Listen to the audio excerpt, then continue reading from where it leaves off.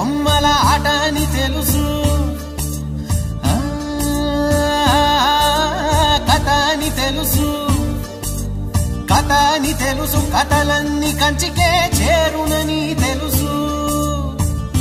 తెలుసు తెర తొలుగుతుందని,